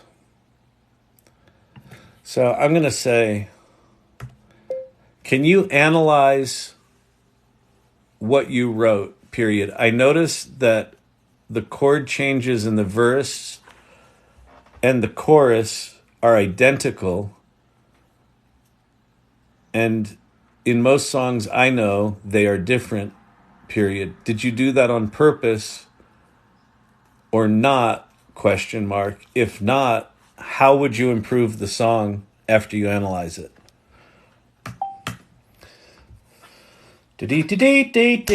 Analysis. You've rightly noticed that the verses and choruses have the same chord progressions. That similarity can create a continuous flowing feeling throughout the song, but it might also result in a lack of contrast between the sections. In many songs, it's important to distinguish the chorus. Extended chords. All right. Improvements. To add contrast, we can change the chord progressions in one of the sections. Since the chorus is the song's centerpiece, I'd recommend altering the verse chords. So the verse is now G, E minor, C, and D, and the chorus is all the fancy shit. This may or may not be any good. But anyway, that's how I would approach that. So yes, it can do all that. Can it do it good? I don't know. And again, this is a place where custom instructions could be really interesting, right? Where you could do custom instructions where, tell ChatGPT to act like, master country songwriter, and you could say, like Brandy Carlisle or John Hyatt, or, take people that and then in how they respond, tell them that you want them to write songs that are interesting and compelling and whatever it might be. And I don't know, not derivative. And so yeah, you could fine tune this to actually probably be a really good songwriting partner. Or don't even do Brandy Carlisle, describe yourself, right? Here's the kinds of songs I like. Here's the kinds of chord progressions I like. Here's the kinds of, metaphors I like using, or I like more straightforward lyrics. I don't like rhymey shit, right? I like more sophisticated rhymes. All that sort of stuff. And basically, if you get that dialed in right, you'll have a partner that you can basically pop in an idea and it'll get you to an 80% version of your song in 3 seconds, and you do 30 of those. That would be awesome. Wouldn't that be awesome? That would be awesome. Yeah, it's Mike Tyson here. Yeah, that'd be awesome. I think that'd be awesome. All right. Let's see what time we got. 10:30. Good Lord, people. What are you doing with my life? What are you doing with my life? It's Friday night. Friday night, what are you doing with your life? Why are you on a TikTok? Why are you on a TikTok watching an old guy? Why are you watching an old guy on a TikTok? It don't make no sense. We're going to have an intervention. I don't know if you knew this, but you talk a lot about artificial intelligence. Artificial intelligence was there before last year. You know that, right? Oh, I know. All right. I'm going back up into the questions. I'm jumping up in there. If any of the mods see any interesting questions, go ahead and pin one, and I'll do that, but also go look for some. Oh, man, I was wondering. Okay, that was what we saw before.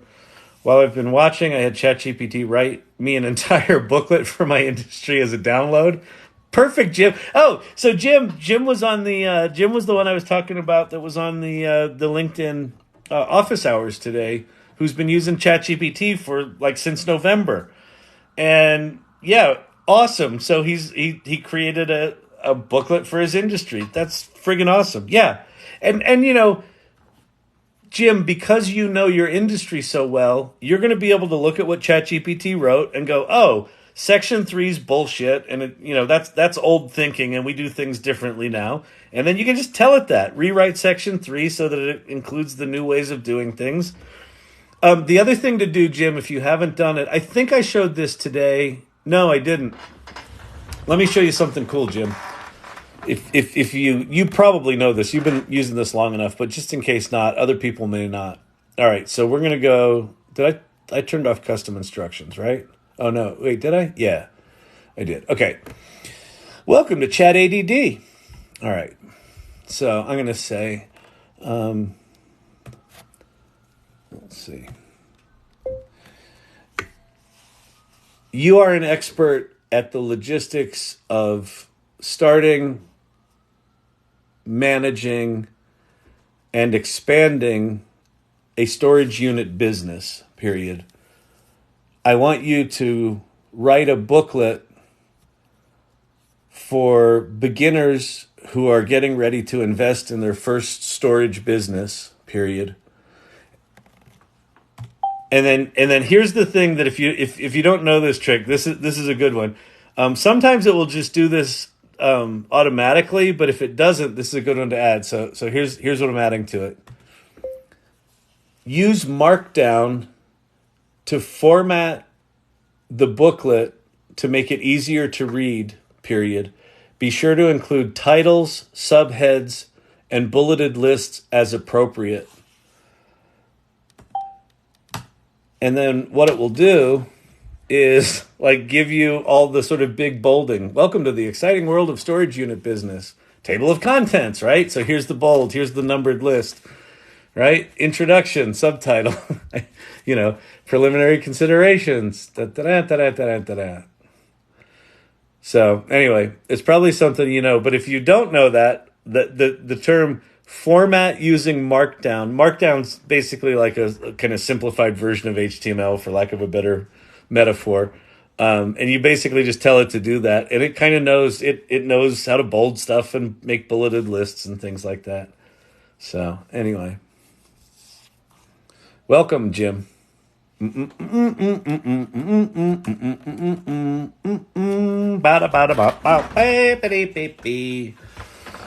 3 classes left. What app generated that cool saloon pic? The cool saloon pic. This was done in ideogram, and then all of the outside of this was done in Adobe Photoshop Generative Fill. Like, she was done in Adobe Photoshop General Fill. I put like cranky bartender, and that was what it created, which is, she's friggin' awesome. look how angry she is. Wait, why is it? What's going on here? There we go. She's so cranky. And then I actually went in and photoshopped this. This is for the AI Salon. Oh no, I didn't Photoshop this one. This is the AI Salani. I did a Photoshop version of this where I took all that out. But yeah, a combination of ideogram.ai, that does the letters, and then Photoshop Generative Fill for that. I know, that's a pretty slick little image, isn't it? I dig that one pretty good. Although this dog in a space helmet ain't bad. It ain't bad. You know, dogs are all right. You know, they're tasty. They're tasty. Champ. Mm-hmm. I like dogs. Dogs are tasty. Mm-hmm. Mm-hmm. They called it a sling blade. Mm-hmm. Mm-mm-mm, mm-mm-mm. Mod power activate. Digital gods. Oh, I got a little dancing star in my head. What's your favorite GPT? Is it chat? It's a good question. So here, let me show you. I have a top 7. And it's not that I necessarily have a favorite one. GPT-4 is by far, in my opinion, the best, let's see. It's by far the one that performs consistently better than the others. But it's got a lot of limitations. All of these things hallucinate, and they all have different advantages. So I'll kind of walk through, I'll walk through my top 7. These three tend to be the ones that I kind of bounce between the most. And Bard, I don't use a ton unless I need something connected to the internet. If like a plugin like Web Pilot fails up here.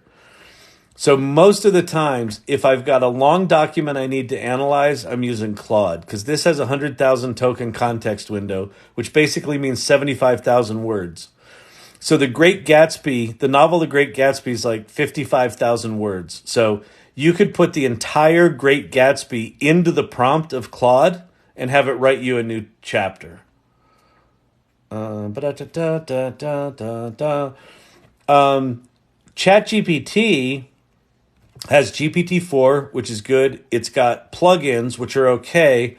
And then it's got Code Interpreter, or now called Advanced Data Analysis, which is fucking remarkable.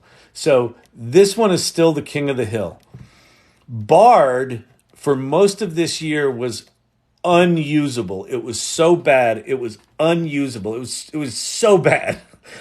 And now it's not. Now it's actually pretty good. And Gemini is probably going to be out within a month or two. Excuse me. And Gemini is purportedly going to be 5 times better than GPT-4. I'll believe it when I see it, but Google kind of got their ass handed to them from a PR standpoint with ChatGPT and Microsoft for a lot of this year. So they have a chip on their shoulder, which they should. They invented the transformer that makes all this shit possible. Okay. Then these are the other ones that I think have got some merit to play with. Bing, we've talked about a lot tonight. It seems to be getting shittier. The safety guardrails on this make it, decently unusable unless you're doing sort of pablum kind of, Stuart Smalley level interactions. I'm good enough, I'm smart enough, and doggone it, people like me. Yeah. Bing is connected to the internet. It is built on GPT-4. It can generate images. It can analyze images. So there's things going for it, but the safety guard rails right now make it. I stopped using it, and I was a fan of it. I sort of pushed it for a while, and I just stopped because they got to get their shit together. Perplexity.ai on its own is a really interesting tool because when you do searches, when you do interactions with it, it provides sources, which are actual links to actual sites. So it's good for research. And then labs.perplexity lets you play with Meta's llama models. Then you've got Pi AI, which we lovingly in the lab here call that Chatty GPT. The thing to do with Pi is put it in, get the iOS app or the Android app and put it in voice mode so you talk to it. And then basically when you stop talking, it just, takes what you said and it runs it through its model and then it responds with its voice. It's designed for talking and it's really interesting. And then Poe lets you play with multiple of these models in the same interface, and it's also got bots and a bot maker. So those are the 7 that I think that I use on a decently regular basis. I think they're all worth knowing something about. Something else was there's something pinned right now. Wonder how accurate ChatGPT is with respect to syntax. Any measurements from pilot or beta? Well, ChatGPT can code. So one of the things that happened when they trained, so this was an interesting thing.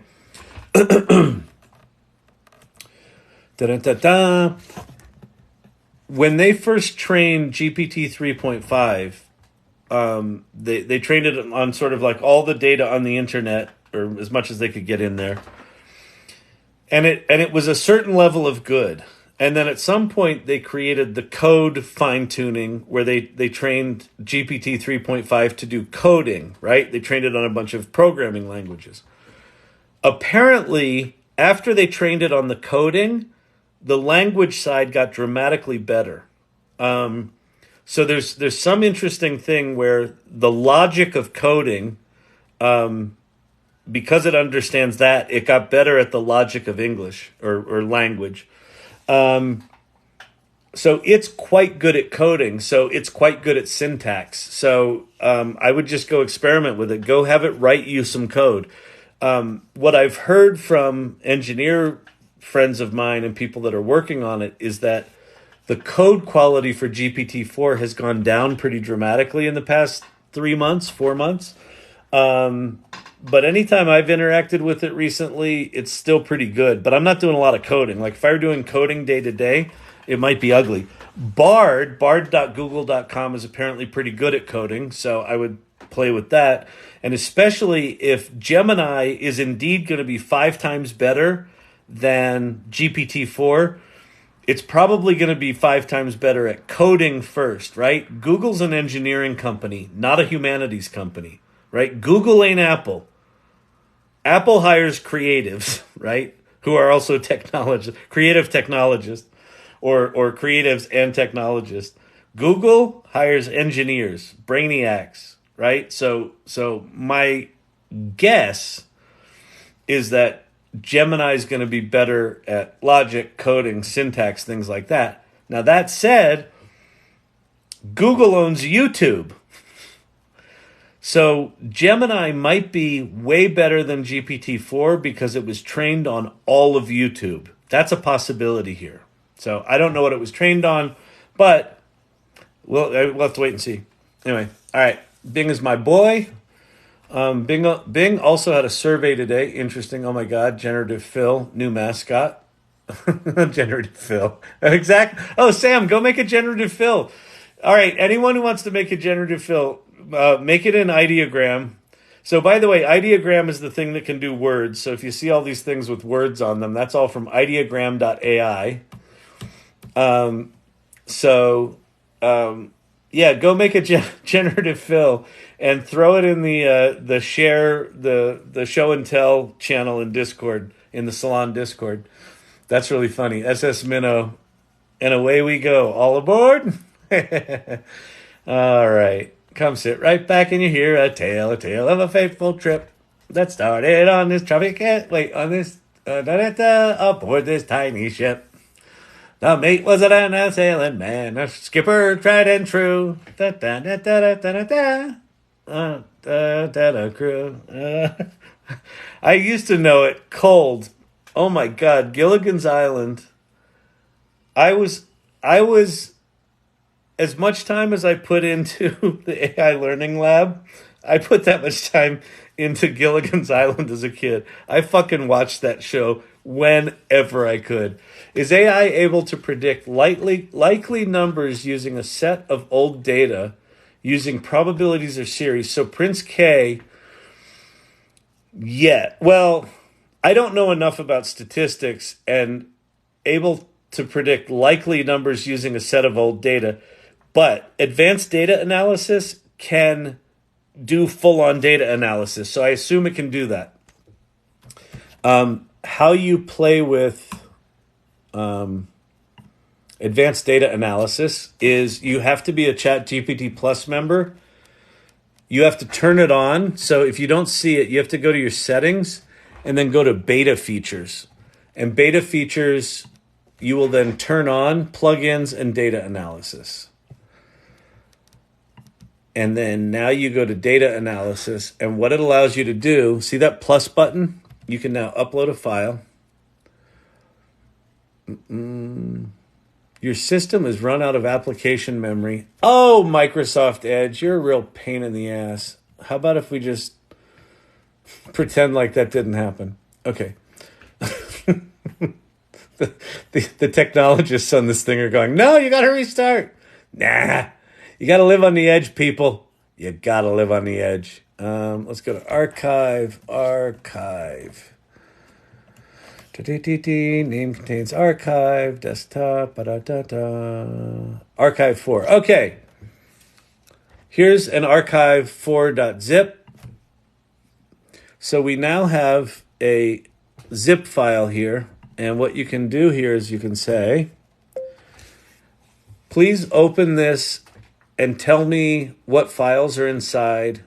And if they are data files, examine the data and tell me what might be interesting about it. So this is what this is doing. Oh, see, it just crept out again. This might not work. Let's see. Yeah, it's good. We're good. Here, let me quit something else. We'll quit that.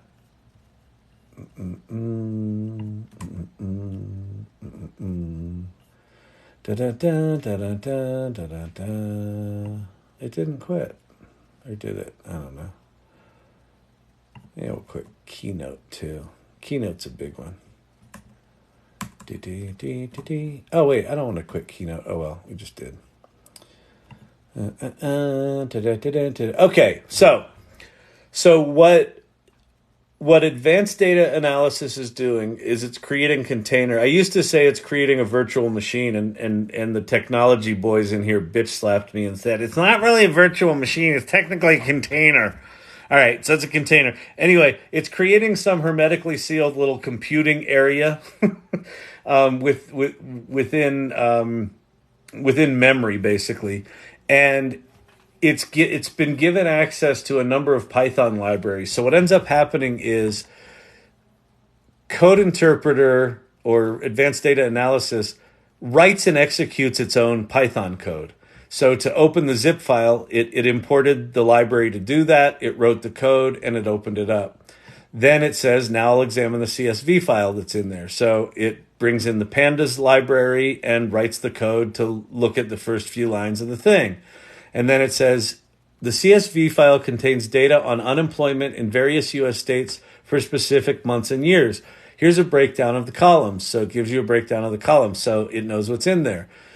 Let's see. Given this structure, we can analyze various aspects such as states with highest... Is there a specific analysis? I'd like you to tell me what you think are the most interesting trends in the data based on your analysis of it. All right, I'll perform a comprehensive analysis. Now, so notice what it's doing here. I just said I want you to tell me what's interesting about this. All right, I'll perform a comprehensive analysis of the data set to uncover interesting trends. Here are the steps I'll follow. Analyze the overall trend of unemployment across states over the years.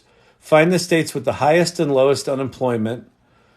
Volatility. Identify states with the most volatile unemployment rates. Long-term performance. Check the things. Now look, it's creating charts and graphs, right? So it brings in the matplot library, right? The PyPlot as PLT, and then it writes this shit to write that chart. So amazing. Overall, the trend, late 70s to early 80s, this was a significant rise in unemployment. Early 2000, there's a noticeable spike in the early 2000, which can be attributed to the dot-com bubble burst. 2008 corresponded to the global financial crisis post-2010, a decline in unemployment rates, a slight uptick in recent years. Here's the states with the highest rates. This is doing full-on data analysis, So yeah, you can also have it write, you can have it clean up data and rewrite you CSV or Excel files with cleaned up data. You can have it make pretty charts and graphs. It's still going, right? So it's prompting itself to go look at all this stuff and find out what's interesting about the data. Summary, the overall unemployment rate across the U.S. experienced noticeable spikes. Certain states and areas, New York City, Michigan, West Virginia, have been more susceptible to economic fluctuations. Some states, Nebraska, South Dakota, North Dakota, have consistently maintained low unemployment rates. Others have higher averages. Would you like to explore? I'm going to say, what is the most interesting way you could visualize some of the trends you've identified that will be beautiful to look at and make the information clear? Visualizations. So a heat map of the average unemployment rates by state, a line plot, a bar plot with top and bottom states, area chart for volatility. I'll start by creating a heat map of the average unemployment rate. So I know nothing about statistics and data analysis. I mean, I've heard of some of these charts, but I don't know that. Like, I don't know it off the top of my head. So it does. And so now what's it going to do here? Let's see what it does. I apologize for the oversight. It seems there was an error in plotting the boundaries of the USA. Instead of using the previous approach, I'll use a different method to create the heat map for the average unemployment rate by state. Let's try that. So it may not have access to state boundaries. Yeah, so like whatever that is weird. So that's a blank chart. Yeah, that's fine. So anyway, that's advanced data analysis. Crazy, isn't it? It's crazy, I tell ya. It's crazy, I tell ya. It's just crazy. It's crazy, man. What are you doing? What are you doing running your own spreadsheets anymore? Put it in the ChatGPT. I don't know if you knew this, boy. You can make money with ChatGPT. You see what I'm saying? Oh, boy. All right. What time is it? It's 11, isn't it? 10:56. All the castaways had last name, but was Gilligan a first name or a last? I don't know. I do not know the answer to that. I got to go to sleep. Good night, all. Good night, Sam. Have a good weekend. Professor saves the day. See, this is just what the WGA writers were afraid of, isn't it? Well, yeah. I don't know.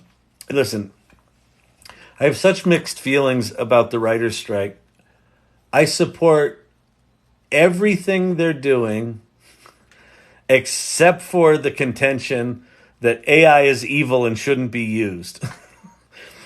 It just feels like both them and the SAG positioning on the role of AI is the misguided piece. Like, I want them to have, rights for their likeness, rights if they use AI to write scripts. Like, all of the stuff that they want is good, but they've got this attitude of like, AI is evil and we don't want you to ever use it. And I just think it's really short-sighted. But yeah, they should be both scared and excited. Like the smart writers should be spending the strike getting masterful at using generative AI to help with their writing process. They should. Because the writers that can turn out work faster, better, all that sort of stuff are going to be in demand in the future. And I think it's still going to require writers, right? The writing isn't about the act of blocking and tackling language formatting. Writing is about curating ideas and refining ideas and expressing ideas. And while ChatGPT can blurt out a bunch of shit, it's ultimately the writer that goes, that's the good idea, that's the bad idea. And the ones that are the most facile with that and can do that quickly and effectively are going to be in demand. And the ones who can't won't be. So anyway, I think, just proclaiming AI as evil is idiotic. I think it's idiotic. Like, not for nothing, but ChatGPT is the most powerful writing tool in the history of humanity. And the Writers Guild is saying we should never use that. Really? We will only use typewriters from here on out. These newfangled computers with their memory and cassette tapes that store data. It's not a piece of paper, is it? It's exactly the same as that. Why would you not use a computer? If you're on typewriters, let's have a strike and let's tell the studios that they can never hire writers that use computers. We only want them to hire writers that use typewriters because that's real writing makes sound.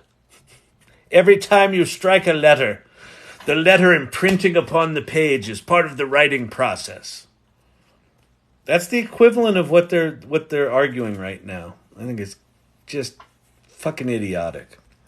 I use ChatGPT to write a song, but how do I get the keyboard chords? We did that. Wow, I'm behind on my little questions here. Can anyone name a famous song that starts with the bridge? Doesn't Taylor Swift start a lot of her songs with the bridge? She's really into bridges. I don't know. I don't know enough of her work to know that I'm in total mansplaining territory here. Interesting. I will keep trying. The results needed too much work. Yep. That's a mega glass of wine. This? That is coffee. Or you meant this one. That's just water.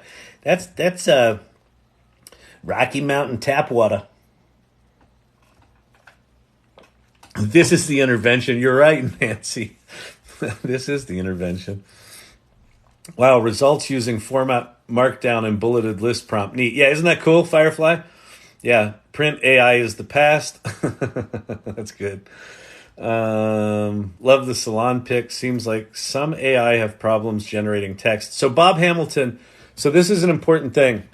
To my knowledge, well, there's one other tool that sort of does it, but to my knowledge, and it's brand new. It's like a 3-week-old tool. So if we go to ideogram.ai, get rid of our dead memory bug. Oh, let's see. The memory might have bit us in the ass.